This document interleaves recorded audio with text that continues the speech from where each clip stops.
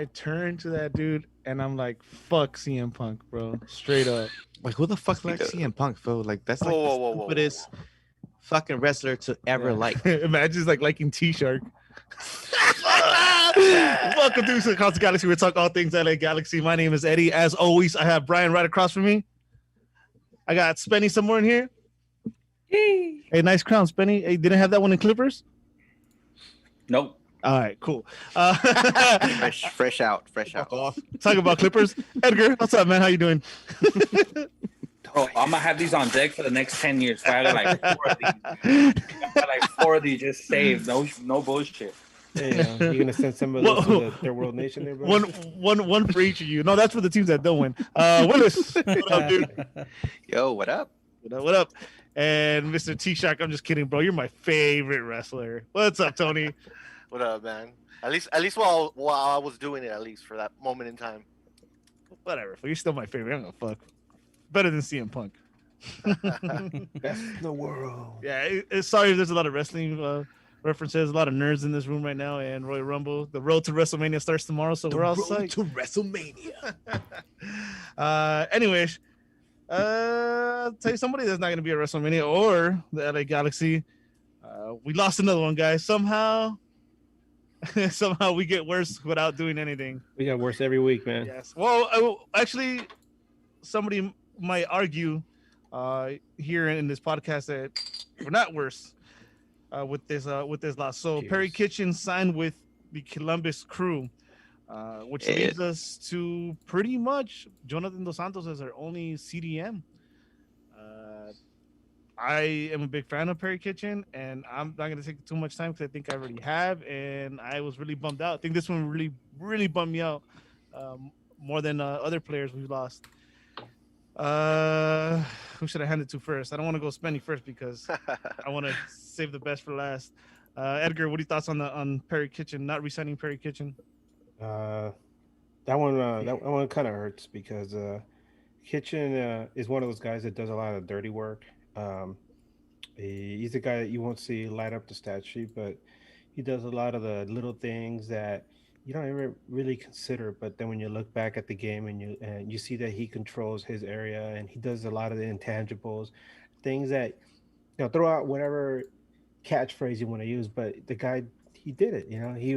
He was like one of the backbones of this team and hard worker. And to see him go to Columbus, I joked about it. It was like the way the Crew's handling this offseason. It's like Thanos has his Infinity Glove and he's like his Infinity Gauntlet. He's just adding all these gemstones to it, making himself stronger. So, the Galaxy, I'm looking at him. It's like, damn. It's like a farm, and all the farm animals are dying and they're leaving. And Wow. you look at the farm, and there's no grass. I mean, there's no wheat or corn growing. And Farmer Van, he's like, well, blow me down.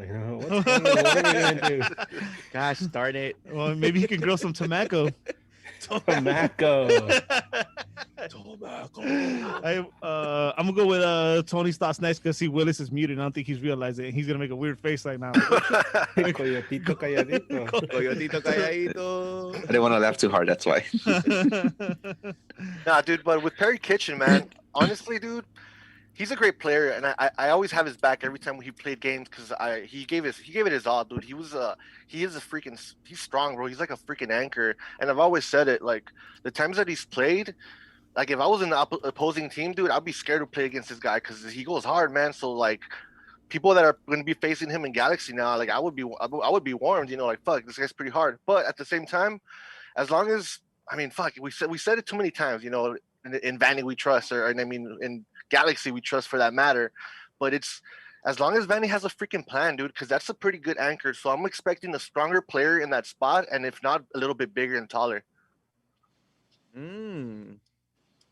Very But good. but I'm pretty sure he's looking. He's gonna get another anchor, dude. But it's gonna be just bigger. That's what I think. An actual solid, more player. I mean, you can only look for so long, dude. The clock is ticking. I mean, yeah, there's a chance where the season might not start on time. We'll get to that in a minute. But I don't. What worries me is that no other teams are waiting. If that guy's out there, But then We it haven't goes heard of him. it goes back to what I've said in the previous episodes, where I don't think we're gonna get any big signings in like as soon as we start. We're probably gonna see them sometime in the summer, man. Mm, Let's hope. makes sense. Let's So hope for it- the time being, tighten your belt and Yeah, just go on for the ride, bro. Just don't hold your breath. I've seen this galaxy before. And then before Reminiscent to 2016, huh? before I go to Brucey, I'm gonna go to Spenny because 17. now I want to hear the other end of this, and I want Brucey to attack him because I know for a fact that Spenny's afraid of Bruce. So I don't think so, but go ahead. I don't think he is. But go ahead, Spenny. He is on FIFA. To Tony's point, the transfer window is closing for Europe for the winter. So I think there's maybe 1 week left, if not days left. So that's kind of pretty much out the window already. If there's nothing rumored, I doubt the Galaxy are going to get something done from a European transfer. So our best bet is going to be in the summer to attract any like big talent overseas.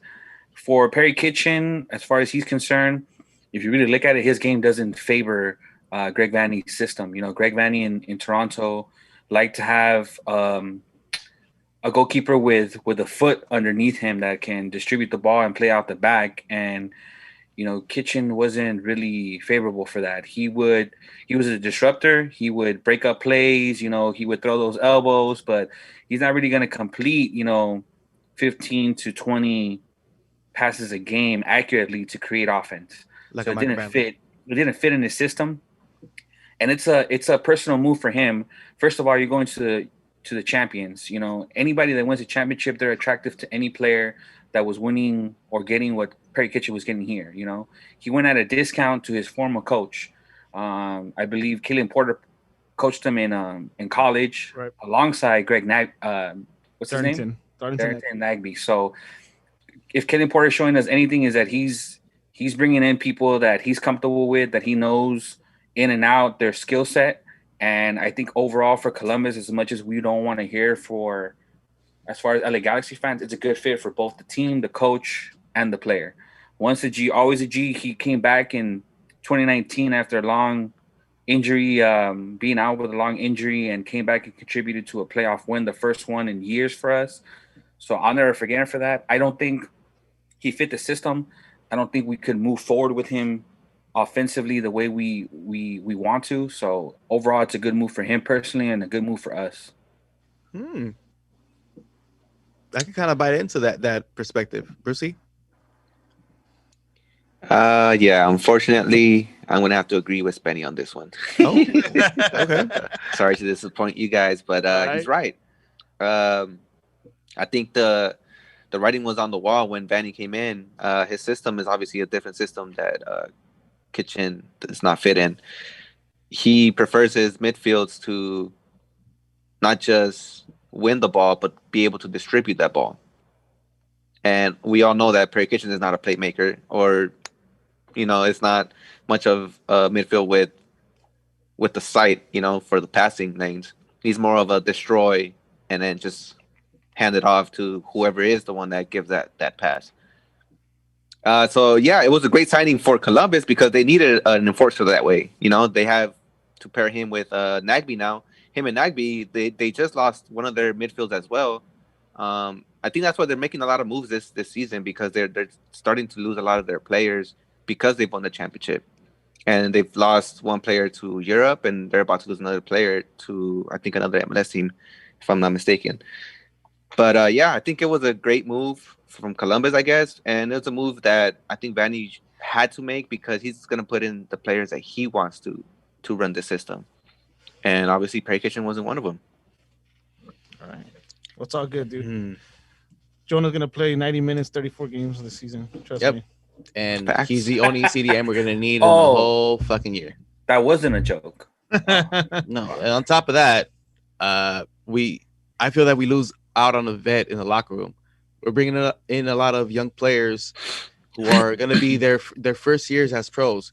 Hey, Sure, don't you give have me Sasha. don't give me that after the game political answer, fool. I don't need that shit. Give me your real take, fool. He was not a fucking leader in the locker room. If he was, we would have won more fucking games. God damn, what is wrong Yeah, with Give me that hey, politically but the correct thing answer is- right now, fool. The thing If is, he too- was, legit wouldn't be such a fucking marshmallow. Thank Facts. you. Damn. yeah, but look, I'm gonna Facts. take Kirkland Bryan over fucking the original right now. Damn. you. But this is the thing, though. But- Spenny has been on the show saying that Perry Kitchen has been a fucking leader in practices, being very vocal. Yeah. So you telling me this right now is a very surprise, because if you're gonna have that leadership during practices, that's the type of shit you need with these youngsters coming in. It's all goes back to Spenny being bitter about Snuggles. Oh man, Are you heard about fucking My guy, Mr. say what you Morgan. want. Say what you want, but that 4-3 Rest in peace, against Snugs. LAFC doesn't happen without Roscoe? Sluggy. No, it doesn't. You're right. I'm just yanking your chain. Yeah. Nah, I do agree with Spenny's point on that, but I still feel that veteran presence, whether he was a leader during game time or not, because you guys have said it during practices, he's very vocal. You're gonna need that with these youngsters coming in. On top of that, we're super thin in that center midfield position. We just lost Jonah to 3 teams and 1 transfer, and we're gonna fucking let go of Perry Kitchen, who I thought was very solid in that center defensive mid. And you're gonna still leave Jonah out there by himself, who probably is not gonna be healthy enough to complete a whole season. well now you have a roster spot to fill, and now with the money that we're paying him, they just took off some more money off the books, man. But this is the It thing just too. gives Vanny more options. That's the way I'm looking at it. It just gave Vanny more options. Yet to try to all bring these in hit moves players being he made wants. around MLS, and Vanny hasn't done anything that even shows that he's trying to move us in the right direction. He signed a bunch of young kids, which is cool with me, but we gonna need some players to fucking actually go paired with a Jonah, paired with a Chicharito, who we actually want to see flourish in his next season. We haven't seen. I'm not too worried about it right now, only because if you read up on the Bond thing, you know, they contacted him during the summer last season, but they really struck the deal within a week. Yup. So if the guys can move that fast with him overseas without seeing the guy face to face, without sending a scout over there to talk to him face to face and lay out the plan, then you could do that with another MLS player or MLS vet. When Greg Vanny calls, you're gonna pick up. It's kind of, you know, it may not seem that way, but if the LA Galaxy and Greg Vanny call right now and you're an MLS player, you're gonna pick up the phone. Yeah, you're right. That's the bottom line on that. Yeah. So I'm not too worried about it yet, especially what was going on with the CBA. I'm not too worried about it. Preseason doesn't start till February. What, 2 more weeks? We'll get there, huh? Anybody you get still has to go through quarantine, and we don't even know if it's actually going to start by April. Last season, you know, some of the starters didn't even play the first 2 preseason games. So if you're really looking at it, we have a month to get somebody in that can fit this system that's not going to click the first 2 or 3 or 4 months anyway.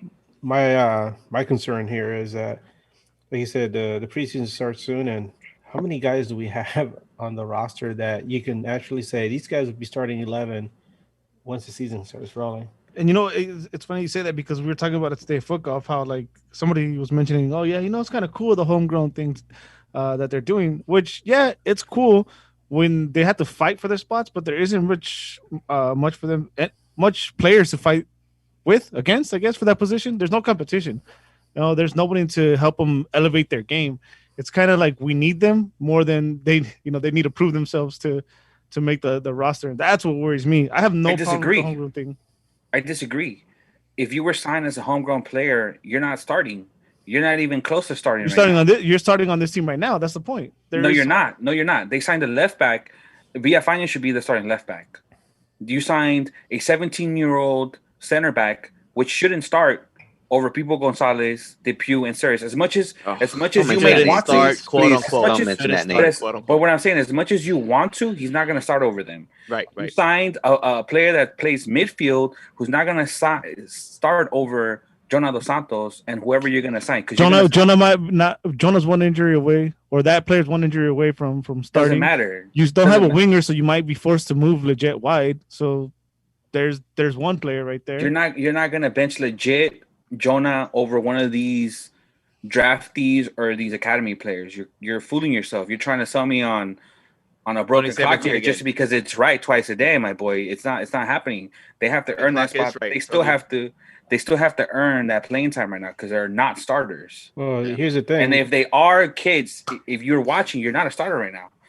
And if you are, Jesus Christ, we signed the right fucking academy player if you're a starter right now. Yeah, man. Those kids, if anything, are going to be playing that other tournament, dude. They're not going to be playing the main tournament. You know what I mean?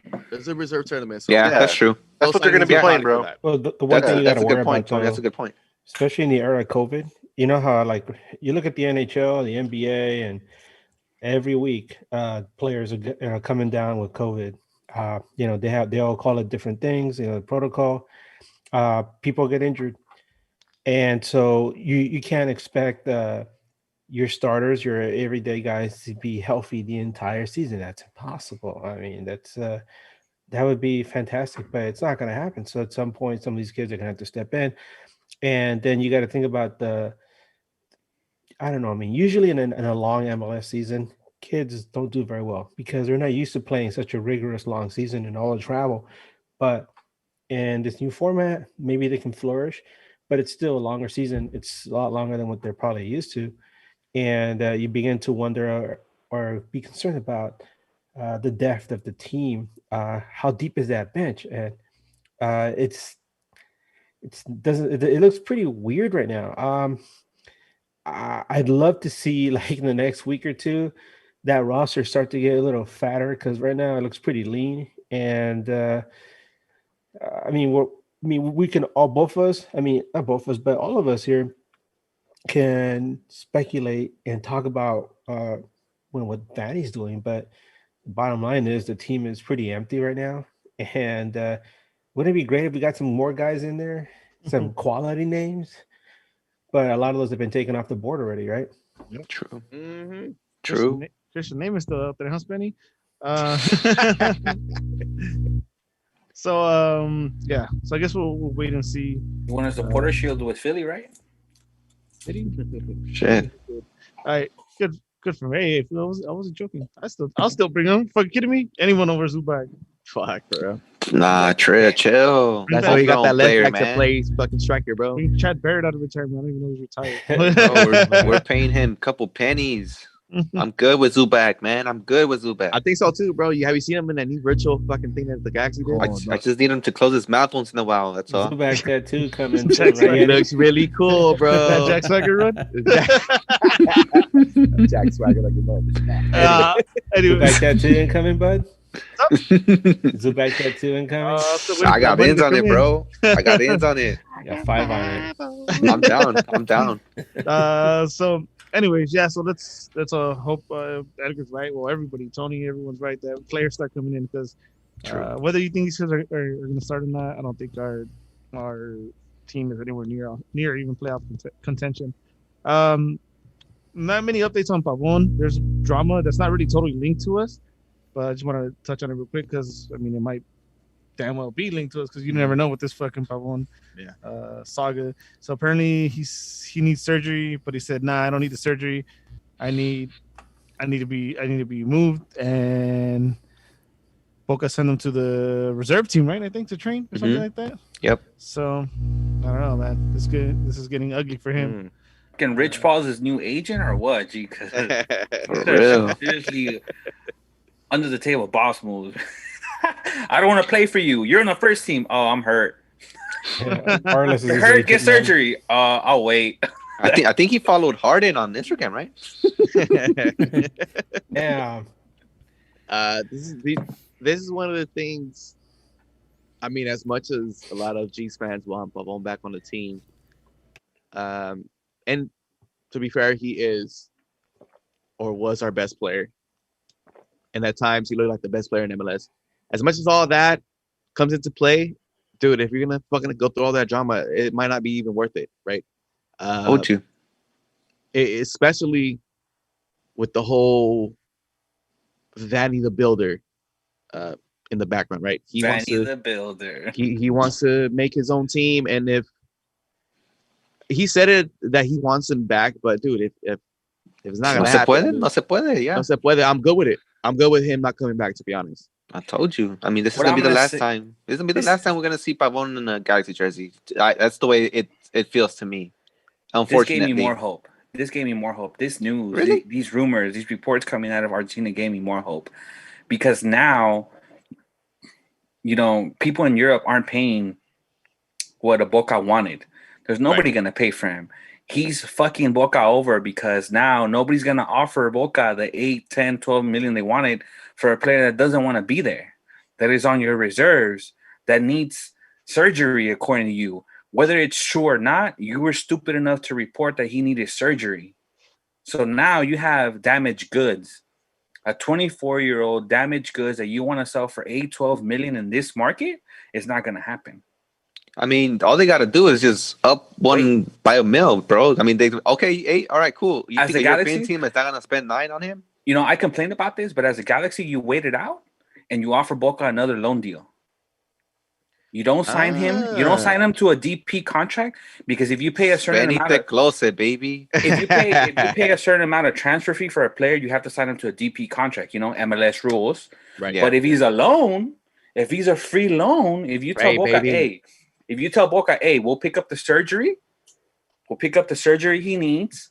You send him over on loan. You tell, hey, nobody wants you, Pavon. We'll give you the 1.5. Wants you. We'll give you the 1.5. The 1.5 TAM deal that's available to non-DP players, which is the most we can pay you. We'll give you your surgery. You sit out to the summer, and then we'll discuss it in December again whether we want to buy you from Boca. So you're gonna go through that whole drama again? Getting his GameStop on right now, bro. If it doesn't work for Greg Vanny, he's on a loan. You ship him back to a situation he doesn't want to be in. It doesn't cost you a DP player, which you can still go out and search. It doesn't hit your GAM money and your basic cap where you can still get MLS vets. Let me ask you guys a question. Just yes or no. Do you guys think Pavon wants to come to the Galaxy? Yes. Yeah, I think so. So he's not coming to the Galaxy. I think that's his number one choice for a team. So for whatever reason, he loves it here and he wants to be a Galaxy. Hey, he wants to be a Galaxy. Clapping, baby. He knows what he wants to be a G. This is why I said yes or no. So he's not coming to the Galaxy. Why? Because this move, they're gonna be like, nah, fuck that. We're not gonna send you where you want to go. You're gonna pull that move. We're not gonna deal with them. I think that's what's gonna happen. It's Argentina, bro. Shit, bro. No, you're absolutely right, Eddie. That's exactly what's happening. At least that's how I see it, dude. But you know what I'm thinking about is, okay, how long is his contract with Boca? Do you guys know by any chance? I don't. know. I don't. But he's not getting paid reserve money. I know that for a fact. He could just not getting reserve money. You're gonna let somebody rock. Pavon's contract with Boca Juniors expires in June 30th, 2022. 2 more years. Damn. Good luck. Oof. Damn. And the current market value is about and let me tell you something. £1,000,000. And let me tell you something. You don't want to hold on to a player till the last 6 months of his contract because then teams will for sure wait it out. No team is gonna pay you 12 million for a player that in 6 months is going to be a free transfer, my guy. You got to move him 18 to 24 months before his contract is up if you really want to move him. I wonder. You know, hey, James Harden did a football This is the move. time to do it. James Harden, with the 2 years out, did a soccer transfer move because he knows that the last 6 months of his contract, the last year, ain't nobody going to give out top dollar for you. I wonder how much Boca knows. What if like Hammerby came out and was like, "Hey, what's up? We're interested." they fire just loan them out to the Galaxy. Well, the thing too is that if you're Boca Juniors and you try to send him somewhere and Pavon says no, I don't want to go, he doesn't go. He doesn't have to go. Exactly. He can just like, no, fuck you, I'll just stay here and rot, but you still gotta pay me. Yeah. So either you're gonna wait it out to the last 6 months and let him go on a free transfer, or you're gonna let us pick up his loan deal. We'll send you some money, incentives, some chocolate, some lotions, you know, the thank you basket. I love your optimism. He's definitely not coming in time. But no, he's not. this Pavon thing's been going on for a while. Let's keep going. So we said we were gonna touch on it today. I know everyone did their homework, so except for me. First, I want to start with the MLS putting out key dates, right? So I don't know if this is a bit of a we're gonna start, so get it together. The PA. So the dates thinking about was February 22nd. The preseason starts, a 6-week preseason. April 4th, 3rd and 4th is opening weekend. Late August, rivalry week, as if we're not gonna play LAFC this once, right? I think this is interesting, right? Pandemic, we don't know if things are gonna get back to normal anytime soon. Late summer, MLS All-Star Game presented by Target. Interesting. And Leagues Cup and Campeones Cup. They're all on there. Have they announced where the All-Star Game is going to be yet? Nah, you'd have to see. It's going to be in Florida or Texas. I think there is going to be or Texas. Then you have November 7th, MLS Decision Day, which is the last week of MLS, last day. Actually, everyone plays at the same time usually. And November 19th, the MLS Cup playoffs begin. December 11th, MLS Cup. Now I bring this up because with all these dates that have been put out, there's no CBA agreement yet, right? The MLS put this out, and then apparently there wasn't offered, and MLSPA put out a counter offer on Twitter. So I think it's a bit of a positive. At least we know there's movement. You know, there's discussions being had. There's dialogue. And, yeah, and then I think it was today or yesterday. When was the 28th? Whenever the 28th was. 2 days ago. 2 days ago. That's when the original date was for them to have to come to an agreement, but the MLS came out saying that they extended a week. I'm gonna hand this off to Spenny. I don't know where you want to start off and thoughts, or I don't know if this is pass. Before you start, bro, I fucking hope there is no L word, which is a okay. I can go off. I need my MLS, bro. I need my MLS. I can go off for the whole podcast on this. What Let's is go, your baby. question, Eddie? What is your question? Let's go. Okay. Let's start with 10 minutes. What are you focusing on right now? Okay. Well, before we go on, first of all, let's just address the elephant in the room, and this is that. Hey, it's Spencer, all right? No, you're the spearmint rhino, bro. What's up? You're not an elephant. You're the spearmint rhino, bud. There you go. No, the elephant in the room is this, and we hate to say it, and damn, there's so many things that have happened over the last year that you're like, no, this can't happen, and it has. Is that MLS cannot survive another season under the current conditions of COVID and pandemic, even with limited amount of fans showing up to like that's Benny's question. FC Dallas games or other teams. You know, FC Dallas, that's the normal crowd, by the way. You know, they're at full capacity. Full capacity. But what I'm getting at is like MLS cannot survive like that. MLS is growing, but it doesn't have the same impact that even the NHL has. You know, NBA, MLB, and NFL. So it depends a lot on fans actually attending games and buying concessions and jersey sales and all this other stuff, parking. And that doesn't exist currently because, you know, what we're going through. So if there is a lockdown, if there actually is not a lockdown, a lockout, that would be the death knell for MLS. There is no, I don't think The Rock's going to come out and help MLS tap out at 2. Not tap out, kick out at 2. Sorry. But yeah, this is a stark reality that we're facing. It would be really bad for MLS. Think about it.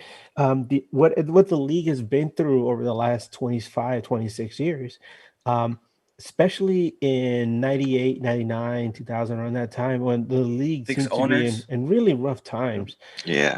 And they managed to get it together right after 2002.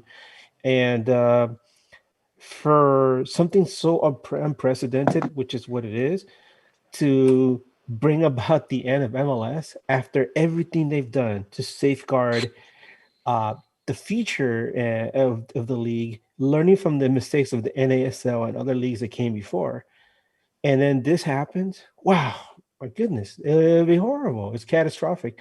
So let's please hope or pray, if you're a praying person, that the MLS and MLSPA figure something out, because we can't afford to lose our league, especially with the World Cup looming a few years from now, coming to the States. Can you imagine how sad it would be? World Cup comes to the US and we're just like in '94, we don't have a domestic league. There's no league. Yeah. So that's horrible. With that, I think we all agree that the league cannot afford to have any kind of lockout. Yeah. I mean, that's what they're banking on, though. That's why this whole negotiation is going the way it's going. So let me turn that to Spenny. And from what you know, Spenny, the off the counter offer you saw and what players are looking to get, who would you say has the ball in their court? Look, the thing is, the owners, for poker terms, had pocket kings, and they overplayed their hand because they were scared of the single ace that the players had. Facts. And the thing is that the owners have a lot of power, but they have a lot of smart people as owners. They were very smart and in checking, the status quo, the temperature of the politics going on in our country right now. And right now, there's a lot of power in players speaking up against owners. Right now, there's a stigma that as a player, if you stick up for you and your teammates, you're going against the owners, which are the bad guys. And the owners are trying to prevent that. The owners are trying to prevent you coming at them as if they're your owners or your slave masters or controlling you. So they overplayed their kings by letting you know, hey, we want to keep the league alive. It's very transparent. If you're involved in these negotiations, you know that if there's a lockout, the owners lose first, and then the league overall as an entity loses. The owners want to stop that, which is why they overplayed their card and laid everything out. The schedule and what they thought was asking for too much, so the players can ask for a little less, and then you can just meet in the middle where it makes sense. That's exactly what they did. They had the losing hand because they knew that the players had an ace. So as insurance, a lot of people may think that they overplayed their hand. Yes, they did it on purpose to get value out of their pocket kings. Yeah. They did it so they can overreach for what they wanted. The players can underreach for what they needed, and you can meet in the middle where it favors not only the owners as owners, but the league to stay alive and the players to still get some of the benefits that they don't even have now. I mean, let's face the truth. The players and the owners both don't want MLS to go under. Right. Then there's it benefits nothing, nobody. It benefits nobody. I mean, then neither benefits from this. What do the players do? It'll be a diaspora of players going around the world to different leagues. The owners are left like with all this investing, and for what? Nothing. They have a bunch of jerseys just sitting there in a warehouse somewhere. Unfinished stadium. And as a player, you're trapped because if there's a lockout, there could be no communication between the team, the agent, and the team and the player. So you can't even transfer out the last week of the winter transfer window to Europe or to wherever in the world.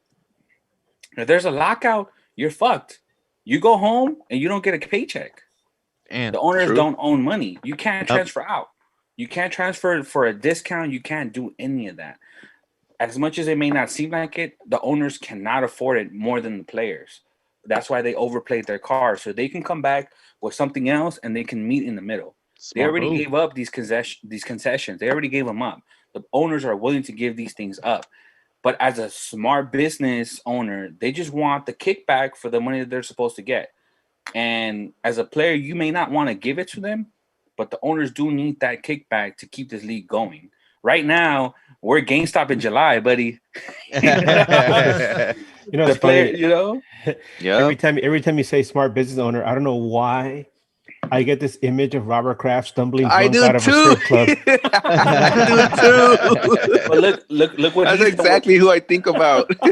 and honestly, when I was talking earlier about the owners and who the owners are, I'm thinking about Robert Kraft. He's one of the main ones. But look what he's done in the NFL.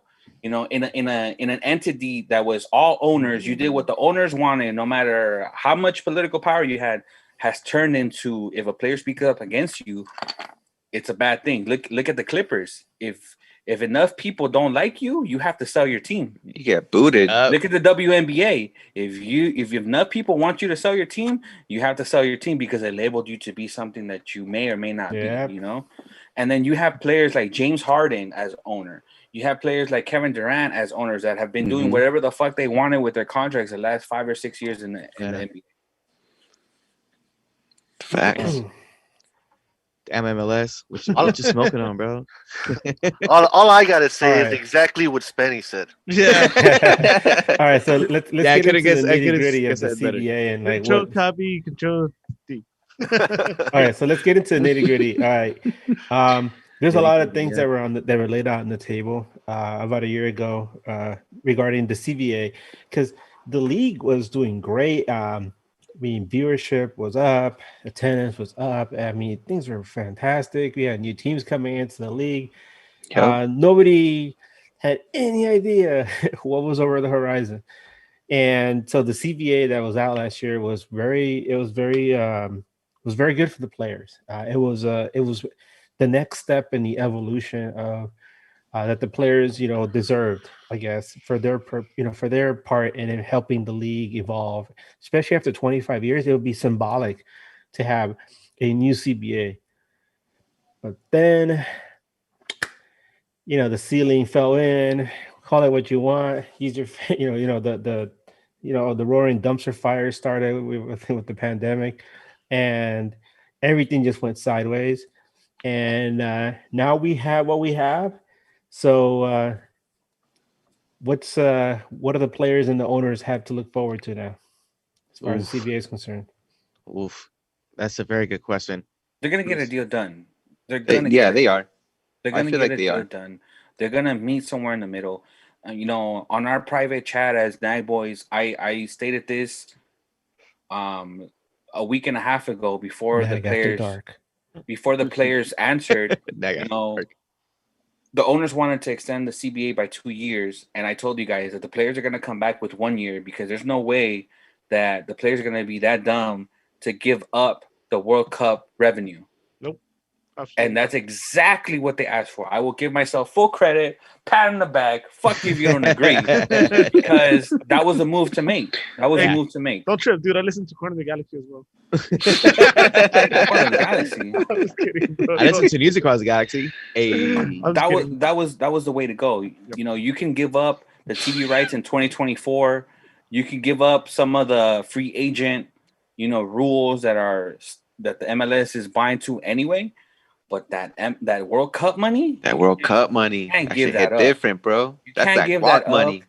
Yeah, bro, you can't give that up. All eyes are gonna be on the United States. No offense to Mexico, no offense to Canada, but they're gonna Pero vale be looking verga. here. Nobody gives a fuck You know what about I you. mean? So the How players many of should you not guys? get Let's talk about That's World what Cup Eddie '94 is real wearing, a quick. Canada jersey. How dare you? FC Wichita, baby, representing Kansas. Wichita. Fuck. All right, for a What What second, you talking about? you mentioned I the need more World beer. Cup, by the way. How many of you guys were old enough to remember the World Cup in '94? Only you, sir. I was. No. I was kidding. You're old the only enough to teenager then. remember I the just graduated jerseys. from high school, and I was so excited about the World Cup. But stuff happened in my personal life that made it harder for me to enjoy it. And so I have been dying for another World Cup to come to the US in 2026. I'm really, really looking forward to it. But aside from that, think about how the US handled the World Cup in '94. Doug Logan, I think it was I don't know if it was Doug Logan or Rothenberg, were the people that were in charge of the World Cup. They did a fantastic job preparing things. This is for a country that was still learning about the sport in general.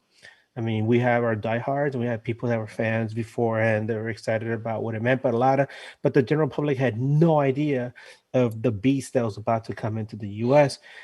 Now, fast forward all these years, and we have a nation that's a lot more soccer savvy, football savvy, if you want. And now think about what's going to be like in the dollars and cents that we have now, bigger stadiums, but that aren't just made for the NFL, but some of them that are catered to MLS, like Mercedes-Benz. And can you imagine how fun it's going to be? The pandemic hopefully will be just something in the rear view. And we got this huge party every day across the summer. Oh my goodness, I'm looking forward to that. Yeah, that's beautiful. That's a beautiful thing. Man, you're pumping me up already, bro. I'm gonna Yeah. leave that Columbia schedule. You know what I'm saying? Yeah. Super down.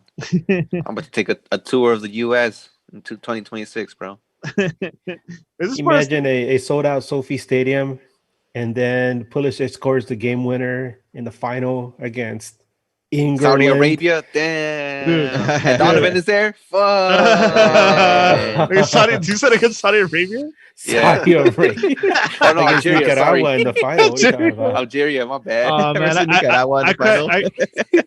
I cried when the Lakers won this last one, dude. I can't imagine the emotions that I'd go through if the US were to win a World Cup. Oh, Man, I think you- all of us. You'd probably shard, dude. You'd probably shard. Here's the thing I always tell people that don't know about soccer. I'm like, think about when one of your favorite teams wins a championship. Like one that I actually took part in was when the LA Kings won in 2014, because in 2012, I was planning to go down to Staples Center, but I heard that there was a threat of riots because a lot of Lakers fans descended down there.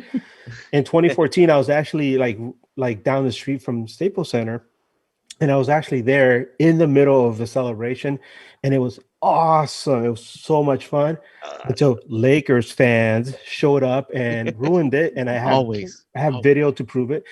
But what I'm getting at is Ruined it. think about how much fun it is when the Dodgers won the World Series, when the Lakers won the NBA championship recently. Think about how much fun it was to go out there and celebrate with people, despite the COVID stuff. That's just the city. But Yeah. it's not just one city; it's an entire A nation. whole Think about the nation, yeah. entire United States celebrating a World Cup.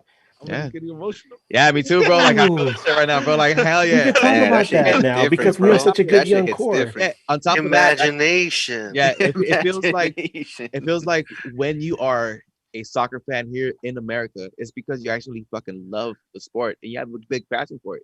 There's other sports that beat it out, like football and the NBA, right? So if you're a soccer fan here in the United States, you are 100% bought in, and just having that World Cup come into your home country, All right, Ah. let's reel it back in. reel All it right, in. so let's Yeah, get back reel to it back in, yeah, let's go guys. back in. It's By gonna the be way, fun, it's bro. gonna be Gio gonna be Reyna fun. scoring that goal. Ooh. So Oof. CBA. So where we're at with that. So definitely, there's no way the players give up the The World Cup. The World Money.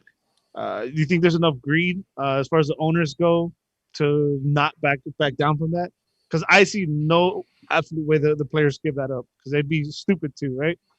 You think the owners are that stubborn or that? No, Nah, I dude. don't Think think so. think about it this way, man. The owners are taking one step back to take two steps forward, bro. Mm, That's a good point. I can see that. Yeah, because they're making that money in the back end anyways, Right. Exactly. right? Because Yep. in the long run, it's going to benefit them, and in the short run, it's going to benefit these players because they're obviously going to get 100% of their contracts.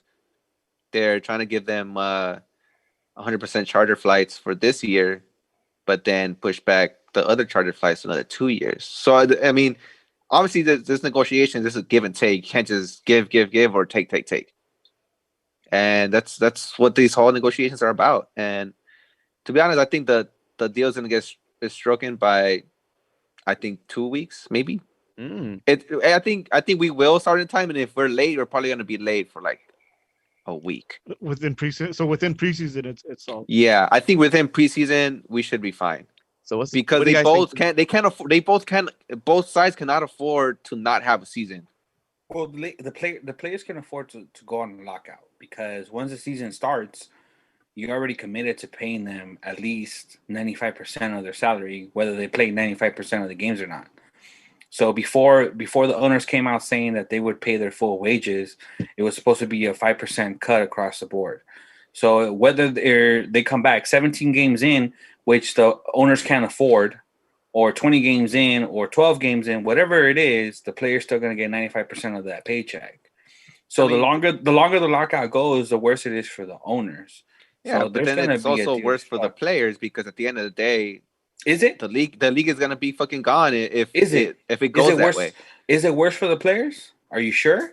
Because It's worse for the players in the long run, not obviously not in the short run, because they're like, oh well, we got the power. Because for right the now. for the players right now, you're coming back to That's get why paid. in the short run, Hold it's on. good for the right players. now. Right now, for the players, you're coming back to the wages that you were supposed to earn under contract, under a legal document signed by you and the league that you were going to get paid anyway. But you're not going to play a 34 game schedule. You know, you have how many competitions coming up this season? You know, the qualifiers for the World Cup alone happen in what, September and October, right in the middle of you trying to qualify for playoffs. Most of these players' incentives comes if you make playoffs, if you finish off the season, right? So the players have that in the back too, because the top tier players in this league can still go play for their qualifiers, their Olympics, their Gold Cup qualifiers if there's any, and still earn something that the owners can't take a piece of. The owners are the ones that can't afford this lockout, and if it's a lockout, it can't last for more than a couple weeks. Well, yeah, let's say that happens, Edgar was saying, the league cannot survive another year like this. And what happens then? What are you gonna do with your contract the year after? What happens then? There's no league. Where are you gonna get paid from? But also it benefits the owners in another way that nobody's touched on, and that's with showcasing the talent. If we take, for example, the last 16 months, 18 months of players being sold overseas, like the guy out of Atlanta, I can't pronounce his name right now, I'm too buzzed. Almiron, you know, Davies, obviously the number one Davies prospect to ever come out of MLS. This guy's fire. If the Julian rumors are true, you're gonna send a right back out of the LA Galaxy for $6 million. Look what the Galaxy Academy did. They couldn't hold on to players because their Germany, offers were too good to want to join the Galaxy. You know, we had players coming out of the academy going straight to Europe because the offers were too good. The owners are smart. They're gonna get their money not only with the TV rights, but also with the transfer fees, because this is a shared revenue league. So if the LA Galaxy sell a player for $6 million, everybody league gets is getting money, and everybody else is getting cut. And not only that, even if you sell Araujo for $6 million, you can only use 1.5 towards your actual cap. So the owners are still going to get paid if they showcase the product. You know, if you come to the chokehold where you can't showcase your product, the players aren't going to lose. You as an entity is going to lose, and they can't afford that. I think they're going to give up the 1 year where the players are going to get paid off the World Cup, and they're going to do everything they can to play these 34 games plus all these extra tournaments that are worthless to the season, so they can showcase this talent, sell players to Europe for millions of dollars, and collect on the back end on that and the TV rights. That's what they're banking on. The back end of the whole CBA agreement. That's what they're banking on, because that's where they're going to make their money. Man, and to be, I think the Olympic is no longer an issue because they canceled. So the Olympics. That's one less tournament. When did you hear this? No, that's the opposite, bro. They said we're having the Olympics. Yeah, that's what I heard. I think they canceled it. When did you hear this? I think I read an article last week. If somebody, no. The discussion is whether they're going to have fans or not in the stands. You need to read about it on Tuesday and Wednesday. If anybody in the chat has any link that or Chewy, if you can look that up for us, fact check that. No, if anybody in the chat, I remember seeing an article about Japan deciding whether or not they're going to have fans in the stands, but I think they're going through with it. And their ceremony too, yeah. Yeah, because I mean, it's already been. I mean, we've seen it already. Sports can't survive. Well, not survive, but sports can still happen without fans in the stands. But now the question is, are there enough people going to be vaccinated to attend the games? And number one, number two, are they going to allow any people from outside of Japan to attend these games? So right. So right now, that's basically the discussion is who they're going to allow into the stadiums and how much capacity. But the show will go on 100%. Japan government said that they will not. Nice. They will make sure. Well, not nice, because then we're fucked.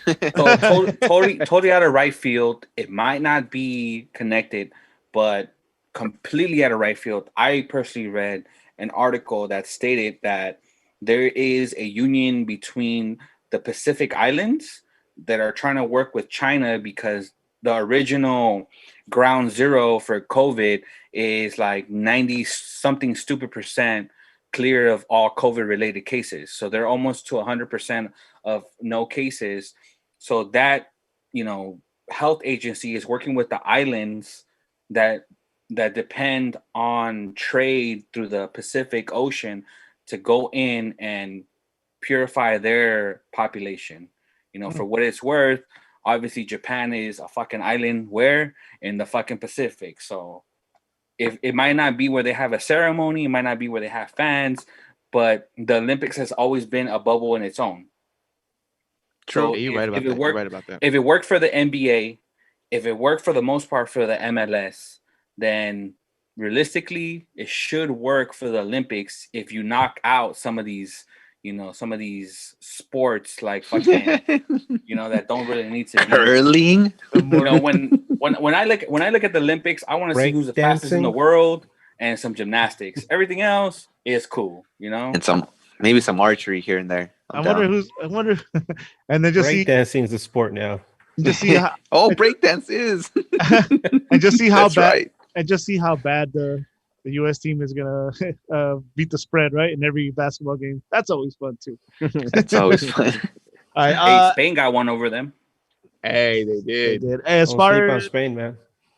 as far as the Argentina, CBA, Spenny, you got anything else you want to bring to everyone's attention? The CBA and all that. Any important? I'm thinking so. Pass. Okay, Nah, I pass. really don't have one at this point. I think the players played their aces or played their ace right. They didn't, let everybody know what they had. They didn't overbet. They just said, here's a couple chips. You want to call? I call. Nah, Well, right now it's really up to the owners whether they want the league to start. And if you believe that they want the league to start, they're gonna give up some things. What the players offered is $56 million in relief, which the owners wanted 100. So they're not that far off. I don't think they're gonna give up the TV deal for the World Cup, but they're gonna find some other way to come back to that 5% pay cut, which they took away, then gave back, and they're probably going to try to take away again just to give the players that revenue that they were already promised anyway. That's why they overplayed their hand, so they can settle somewhere in the middle. And where I think the players fucked up is that they offered too much in relief at the 50 plus mark. They should offer somewhere around the 40, maybe 38, so they can settle at 50. They'll probably settle somewhere about 70 million of relief with the World Cup money going to the players. Yeah, Spenny should work for the MLSPA, bro. I wish I could. Don't you work for them? you're just like a Matt Doyle. Fool. So. Nah, fool. My number one team power ranking is LA Galaxy every week. We don't say, but we're still the best team. But we're still the best team. Number 2 is Galactic Empire. That's fucking Matt Doyle. Fucking Matt Doyle. Yeah. So I mean, real quick, just to wrap up the CBA. Hold on. Can I address somebody in the chat? Go for it. Antonio Banderas is saying, but you swear they're making money with 20% capacity.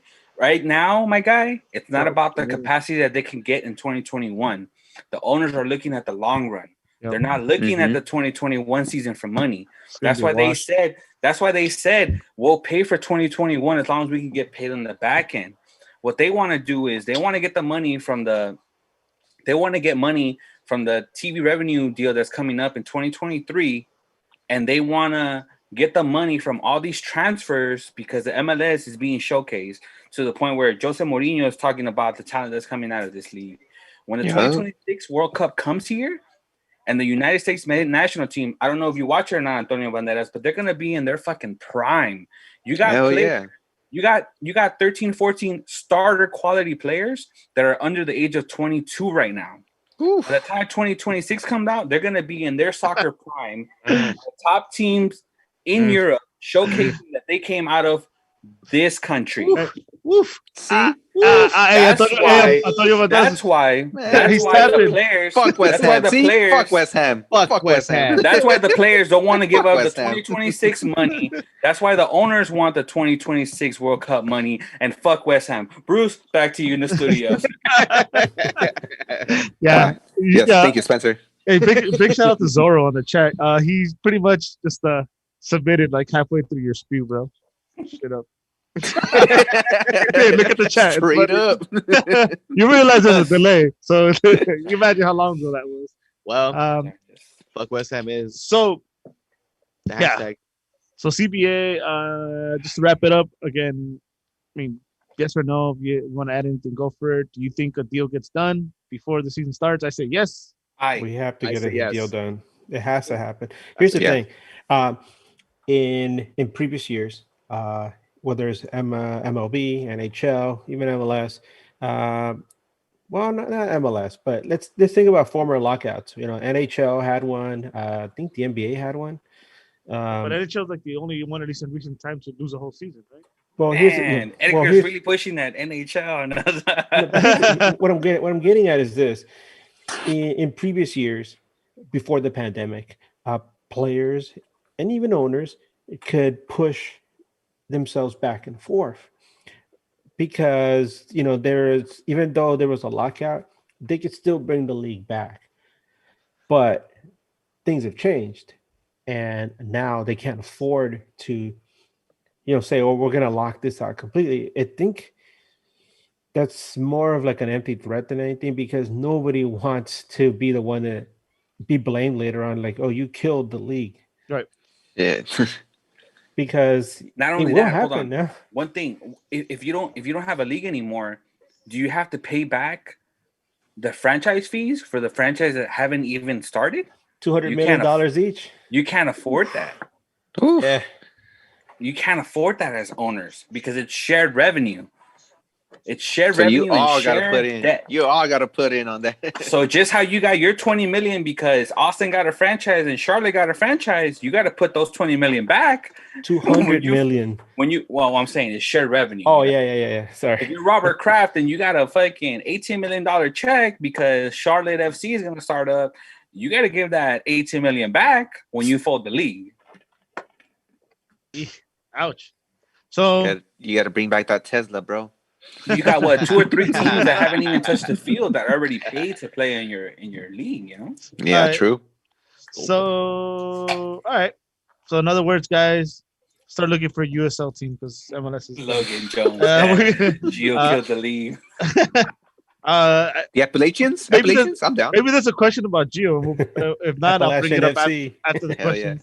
Yeah. But let's move on to the questions. Everyone, thank you for submitting your questions. I know there's some on Twitter and on Instagram. Brian, take it away. Somebody play the theme song. Chewy. That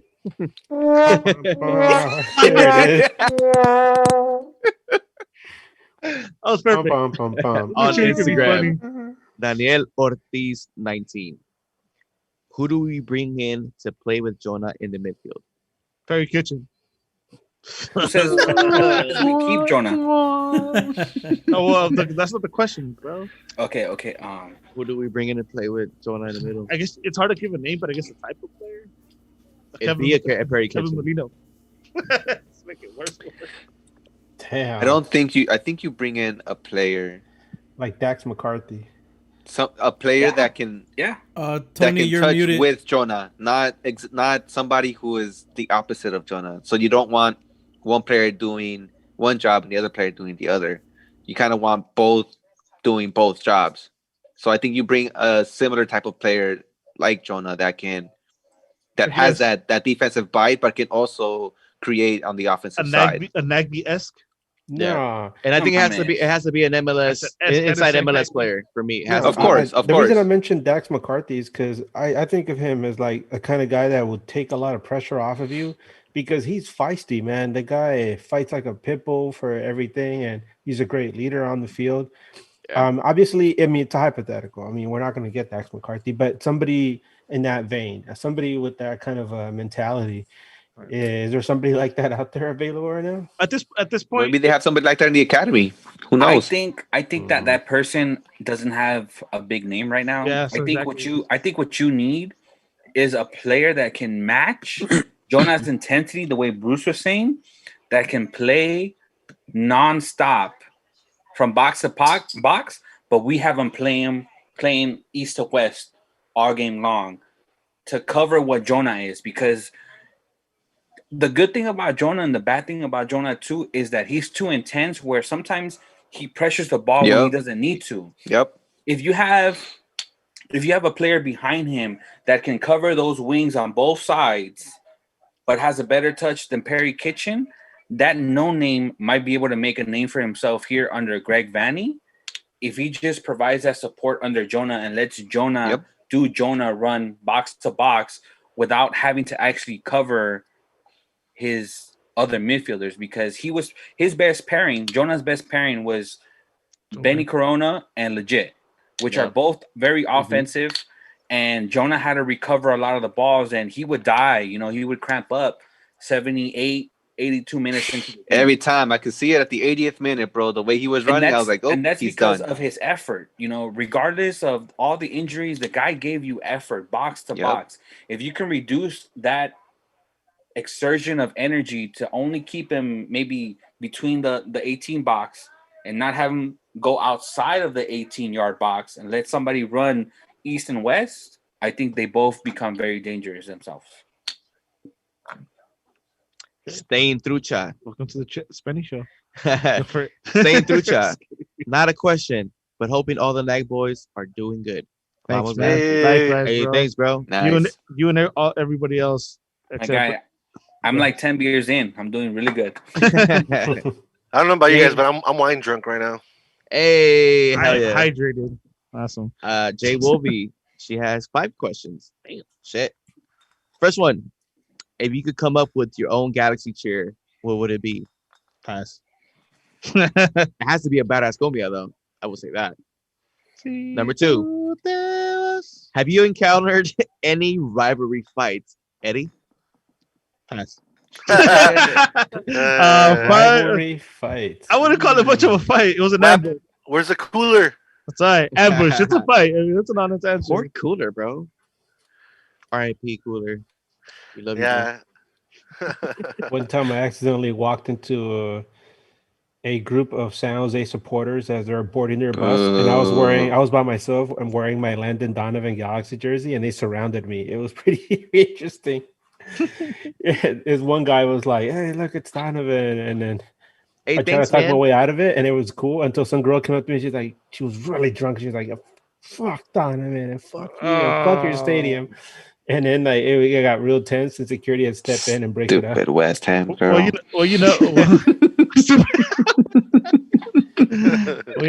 San Jose, HDP. I probably shouldn't share, but share it. It's just a reflection of the real ride or die girlfriend that I have. I got my scarf taken at the last game that we played, or that we went to the stank for, and I told you guys personally I felt like a little bitch after because I was outnumbered, and I know if I would have gone after my scarf, I wasn't gonna get it, and I was gonna get my fucking ass handed to me. And you can't do that with just your girl there, though, bro. That's the thing. Yeah. You know, I was getting walked down by 4 people. I kept telling my girl to stay back, and she, without me fucking knowing, went around the whole drama and went to go get my scarf back with the help of other G's that saw a girl trying to struggle with some guy. And I felt like a little bitch because I didn't know this was happening. And if that was the case, then I would have fully gone in.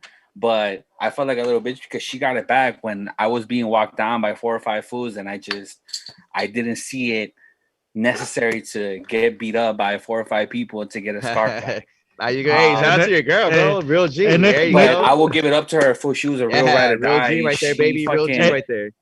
So next time, give her the mic because the question was, have you? I'm just kidding. Well, hey, we did throw hands, but I got owned. I got owned, and then I was being walked down for, and it wasn't gonna happen. For as much shit as I might want to talk, like it just wasn't gonna happen. Like I was gonna get my ass handed to me at that point. Yeah, dude. The worst part is that I got my licks in first, and that was the worst part because they wanted blood, and that was. I thought I was top shit when that shit started, but psych. Yeah, man. Fuck. I've had my close encounters, dude, but nothing ever really popped off. So fuck it, man. Try me, bitches. Fuck LAFC. Her other question. Hey, but there's a working class, right? Fuck West Ham. Who is the creator of NAG? It's all of us. Was NAG always the name of the podcast? Yes, it was. Yes, it was. Logan Jones, can Eddie pull out the scarf and hang it up for a background decoration? I got you right now. Logan Jones. We got you, bro. Hey, by the way, to Antonio Banderas, she's a Latina fool, but she doesn't drink. She's just naturally crazy, and that's what I love about her. That's what I love about my girl. You already know Latinas. She's naturally drunk. That's why. She comes packaged like that. Latinos are naturally drunk. She's a real one. G, ride or die. She don't need no alcohol to get crazy. I told her hold my beer. She's like, "Fuck you, you hold that shit." By the way, while you guys I'm talking, somebody's bitch. I've been looking up free agents in MLS and defensive There's mids. still a couple, dude. There's still a couple. Ozzy Alonso is open. Jeff Lorenovich, although he's 37 now. Nah. James Musa, Gustav Svensson, Warren Gonzalez. I take Svensson. I go with Ty Alashe. Ooh, Alashe, right? Yeah, these are all available. I should actually be wearing my scarf now, right? Since Danny's the coach and scarf is gonna be the thing. That's a nice scarf, Eddie. Big shout out to Logan Jones. He gave me this. Voice. Oh, what? Yeah. Hey, shout out Logan Jones. I like him better than you, assholes. Alvin Canese. Herciani might be coming back. Does he fit in our lineup? Fuck no. Who's sorry? Who? Ciani? Oh, People or Ciani? Go with it. People. Ciani. Ciani all day. People, all day. Say with a straight face. People. Bro, dude, I don't even want to mention his name, bro. Nah, man. I choose People over. Hell no, bro. Nah. He is the hottest garbage ever. He's Ciani, a dumpster fire, bro. You know how People wins. You know how People wins games, bro? Intimidation. By not playing. By not playing. That's how he wins games. People get complacent. They're like, "Oh, this one sucks," and all of a sudden he stops them. Yes. LA Galaxy outsider. Yet another 200 million settlement for Herbalife. It's finally time to move on. I hope. No, because that's gonna be crucial in the Cristiano deal. Herbalife stays. God. Yep. You need that edge.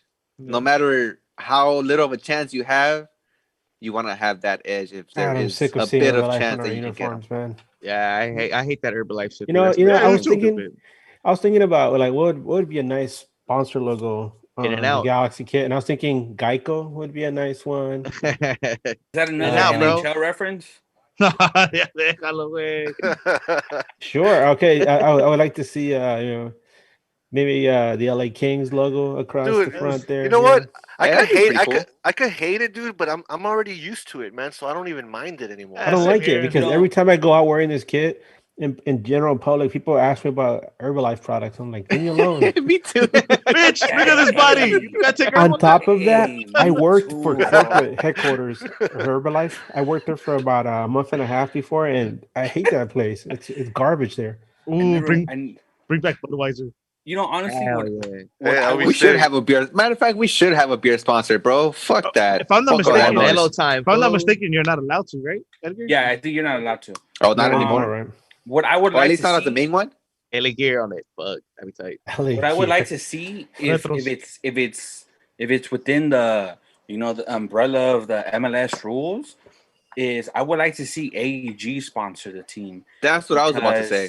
Because not only does that give AEG more power within the league, it can still facilitate Cristiano Ronaldo when he comes over here, because AEG is a world entity. It's not an MLS entity. It's not within the United States. It's a world corporation that can still very much help you get your name out there and help you develop your brand here in the States. Because if you follow Cristiano Ronaldo, this will sell underwear, shoes, socks, belts, hairspray, watches, any of that. He does it all. AEG has their hand in so many different businesses that it might work for Cristiano Ronaldo to sign a contract with AEG that's worth more than continuing his partnership with Herbalife. To keep with the theme going on, I say Peacock, since WWE Network is moving to Peacock on March. Oh my man! Shut up, people. You know what? The way things are going, bro, we're probably gonna see GameStop on it real quick. Or AMC. Robin Hood. Oh, that'd be the worst. Robin Hood. I see Blockbuster Video on there. Oh shit! Oh man, you guys don't want me to bring back Tony Stocks right now, bro. By the way, guys, other free agents that are still available: Pablo Piatti, former Danny guy. I would probably actually. Left wing, and then your boy Diamande from down the street. La verga. Next. Hey, I think Justin Morrow is also a free agent, right? I take Justin. I take Justin Morrow. CJ Sapong. I'd say that one too. I think Sapong over Zubac. You take CJ Sapong all day. Nobody picked up JC Sapong yet? CJ Sapong is still floating around. What? Verso also. I don't know. I don't know if I want to touch that then. His numbers. I think he has a it was because of his numbers. Yeah. Yeah. I don't know if I want to touch that then, man. Look at the season he had, and no other team wants to touch him. Something's coming out of that front office. We'll talk about free agents on another day. We'll talk about free agents. Okay. You guys, the way the Galaxy's going is we talk about. That's a little glimmer of hope. Hey, they signed in the CBA. That's gonna be Logan Jones. Did Miguel Ibarra get picked up yet? Yeah, Seattle. Yeah, he did. No. Seattle was last year. Seattle was last year. He was a free agent again this season. Yeah, he's a free agent. It was a 1-year deal. All right, keep going though. I looked that up. Oh, I would take that. Anyway, Logan Jones. Guys, there's still free agents out there. Trust me. Since Josie Altidore wants out of Toronto, should we trade for him? No. Hell no. We already got Chicha. We don't need two of them. Yeah, what the hell? Sir Kevin, would attack have been better if Ola Kamara was with us? I think yes. Hell yeah. Oh, yes. I think so. Yes. 100%. Yes. I think. Yes. I wish we had him. Look. This is an unpopular opinion. We love Zlatan, dude, but him coming to the Galaxy held back what Ola Kamara could have been with the Galaxy. If that's an unpopular opinion, then you don't know what the fuck you're talking about. He was one of the best pickups. Chris Klein took care of. Again, bro. Chris Klein. He also brought in Gerard and Gio. Chris Klein got you Ola Kamara, which is the highest goal-scoring player in the previous 3 seasons. So why would you bring in Zlatan with him, bro? If you have it, because Zlatan, my guy. When I get it, bro. But bringing Zlatan instead of bringing Ola, and you could have got him. I want to join your team. Here's the thing, guys. When Zlatan calls and says, "I want to join your team," you say how much, and then you bring him a cam, bro. You don't bring him another Ola Kamara who plays the same position as him. Brian, all seriousness. Yeah, I love Zlatan, bro. Eddie, you can vouch for this. You and I and Chewy were there for the practices under Shiggy Smith. He was full in on Ola Kamara. Anything you asked him about Ola Kamara, the guy had a smile on his face. Like, this guy is this, nothing but positive things. You asked him about Zlatan Ibrahimovic, and he would hold back and be like, fuck, how can I answer this question without sounding like a fucking dick? Ibrahimovic was forced on him. Ibrahimovic even spoke about it. He was approached by the LA Galaxy, and that move was supposed to happen before his injury. Yeah, you don't burn that bridge. Bro. You don't burn that bridge. It's supposed to happen 2 years before. Ibrahimovic didn't come, and Chris Klein went out to get your top scorer in the league for the past 3 seasons on a free transfer. On a free transfer, to be your guy. That was. Dude, if you had the plan to sign, it was a trade. It wasn't a free transfer. If you had the plan to sign a free transfer, if you had that plan to sign Ibrahimovic, you bring him a cam that can service him the ball. We gave up Hector Jimenez, who doesn't work with them, bro. Don't do my boys artists like that, bro. Come on. We gave up Hector Jimenez for fucking Ola Kamara. That was a steal. And Sardis. Hector Jimenez was already there. Sardis needed the move, man. As much as you may want to see it, hindsight 2020. Top goal scoring Sardis to you. Yeah. MLS. By the way, as much credit as you want to give him in hindsight 2020, he needed the move as much as we needed him. Yeah. First off, that move would have been done by Peter Bajenas, and then get the fuck out of here. And number 2, I will not accept that. Number 2, it's known that Jovan Krosky pulled the strings behind this move. So you're saying Edgar? Yeah. I was going to say this. You're proving my point. When did Chris Klein join the? When did Chris Klein become general manager? Not general manager, president. 2014. 2014. He has one title. So he inherited what was given to him. What has he done since then? It's been a steady flow of tears and anger and regret since then. Look, really that's the bottom line. That's the bottom line, okay? Do you really want me to answer the whole Zlatan thing was to push jersey sales and hopefully get a championship, but no, that was Chicha. It didn't happen, right? What does Klein have to show us that he did not inherit in 2013? 2013, we didn't win a championship. We lost. No. I'm saying No. after he came in. I'm saying he inherited what was given to him. Yeah. You know that it takes a while for somebody to come in and make their impact and make it themselves, right? What has he done since then? Nothing. How many coaches since he came in, Spenny? Yep. Since you love Klein so much, how many coaches since he came in? That was 1 of your stuff. How many players in and we out? used to have stability. We don't have stability anymore. How many playoff appearances? How many playoff wins? 1. How many playoff appearances? 2. What happened to the stability we used to have? 8. 2? Oh no, 6. We haven't made playoffs since he's taken over. 2015, we made it. I don't think 16 we made. I think from 16 on we didn't make it. Since he's been 2, bro. Wait. You're asking how many playoff games, right? After 14. After 14, how many playoff games? He went to the playoffs in 2015, 2016, and 2019. 2016? How was it in 2016, bro? That was the kids. Yeah. No, 2017 was the kids. So if you want to come at me, please come at me with fucking facts. The kids were in 2017. Facts, 2016, he put together probably the best roster on paper ever. Was that the wait, Rapids? let me finish. The Rapids finish? No. 2013 was the Rapids. 2016 was when Steven Gerrard was the only one to make his penalty. That's 2016 in the playoffs. 2017 was the kids. Okay, 2017. You're right. Okay, 2019. Okay, come on. It's still only 2 games. You brought up Gerrard, right? What a wash. This is a whole conversation on its own. Yeah, it is. But hold on. Let me just touch on it. Give me 90 seconds on this, right? So 2013, they didn't make it to the cup. You know, they had the all-star team. They didn't make it to the cup. 2014, they revamped it with some players. They brought back Mike McGee. They brought back certain players. MVP Mike McGee, let me tell you. And that was a Chris Klein move. He brought back a league MVP to this roster to play off the bench to win us the 5th cup. Not easy to do as a GM. Let me tell you. That is not easy for GM or president. He's not GM. Bruce Arena was a GM still. President. Yes, whatever you want to fucking call it. There you go, right there. You said it right there. Oh yeah. Bruce made that happen. He was pulling the string. And I would like to let you know that Mike McGee was not part of that 2014 roster. True. He wasn't. True. He came back in 2015. He said 2015. In 2016, he put together a very promising roster with Yellow Van Dam, Dejan, Dos Santos, Chris Klein, damn, he's even playing? Keno. He brought back Landon Donovan, who retired out of fucking nowhere. He brought him back. It was out of nowhere. Remember who the GM is? He had an all-star. Klein is just signing the contracts. And I'm gonna add to that what Edgar's saying. First, he wasn't the GM. Yeah, he signed off on those players, but Bruce. I know, but you gotta understand.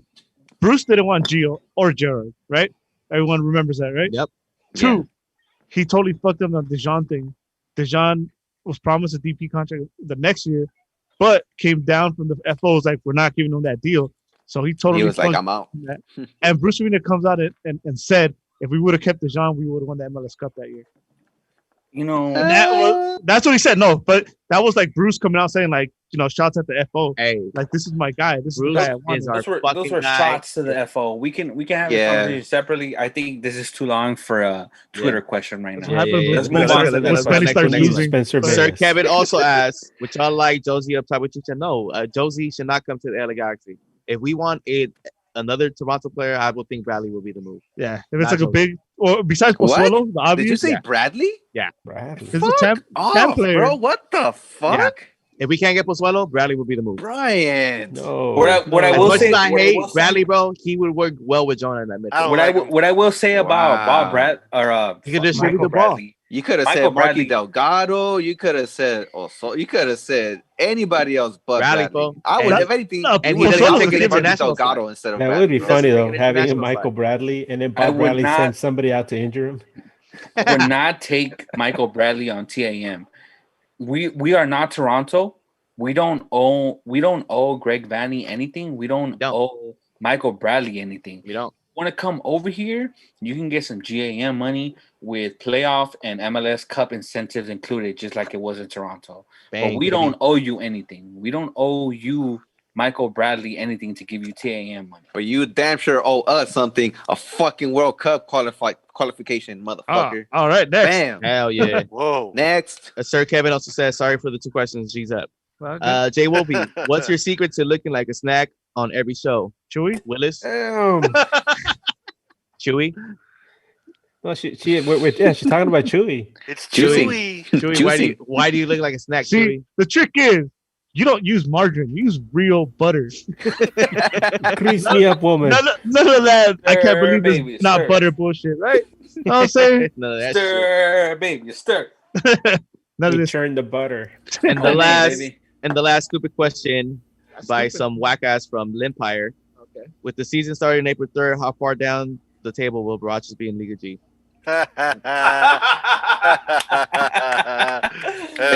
They will be the last from the bottom. They will be the last from the bottom. How about that? There's one on Twitter as well.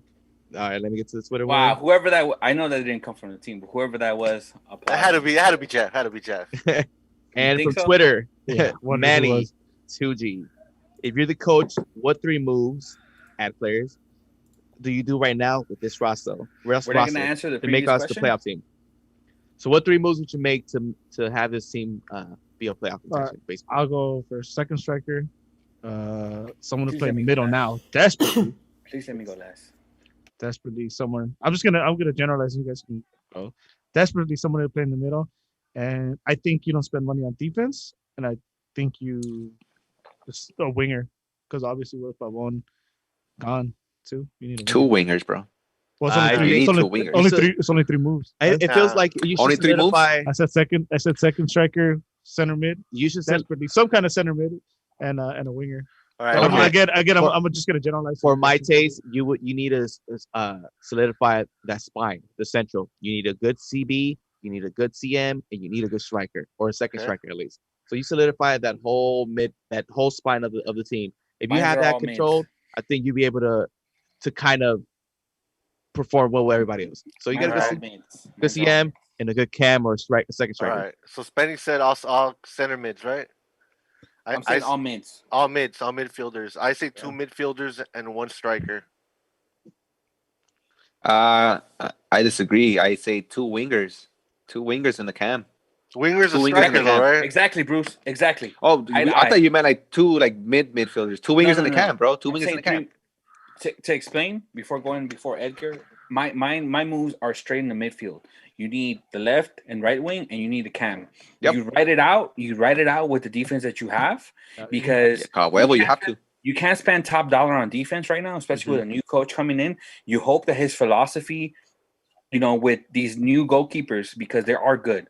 Bond, if he's everything everything that he's talked about, he's the player for Greg Vanney. One thing that he's touched on, that he said himself, is that he's very comfortable with the ball on his feet. Yep. Which Bingham was 100% not. So if you want a player that's going to meet his standards, Greg Vanney standards, Bond is saying everything right to be the starting goalkeeper. But what Klinsmann showed us, where he can drop dimes, he's very comfortable on the ball too. So these goalkeepers, if they're very vocal, they can be the focal point of moving the ball from the back. So you stay with this defense, you develop this defense. You hope that people is going to be the defender that he's supposed to be. If not, you go with Sturridge and Depew that worked for the most part. And you strengthen that midfield that's going to connect the defense to Chicharito, because you're not getting rid of Chicharito. Hey, well, we got Villafana. But what I'm saying is, you're not getting rid of Chicha and you're not getting rid of Jonah. So no matter what, those 2 players are going to be in the middle of your field. If you better the connection between the defense and the forward, which we didn't have last season, I think you can be very dangerous right now in this league. So my prediction is right mid, left mid, and a cam, which we haven't had forever. Yeah. We haven't had a cam for 10, 12, 14 years. We really have not. We need one. We really have not. And gentlemen, that does it for the questions. Thank you to everybody. Wait, hold on. Edgar didn't say which one. Edgar. My bad, Edgar. Yeah. My bad, dude. My bad. I agree with Spencer Bayless. Yeah. Hockey. But I would put more emphasis on defense, just because I know that Vanney is going to bring a more defensive philosophy into the team, and I would love for him to have like the proper tools to make that happen instead of trying to mash something together out of nothing. Okay. Well, that's not a bad idea. To Antonio Banderas' comment, I would bring back Omar Gonzalez, a guy that was a Toronto guy. I wouldn't mind him. I wouldn't mind him showing, even if he's not a starter. I wouldn't mind him showing this squad. Guys, we're not the Toronto Galaxy. We're the LA Galaxy. You know what? Guys. You know what? True. Actually, no. Spanish right. You know what Omar can show? These young center backs how to run away from the Galaxy when Chris Klein is president, because you're not going to get your money. Thank you guys for submitting questions.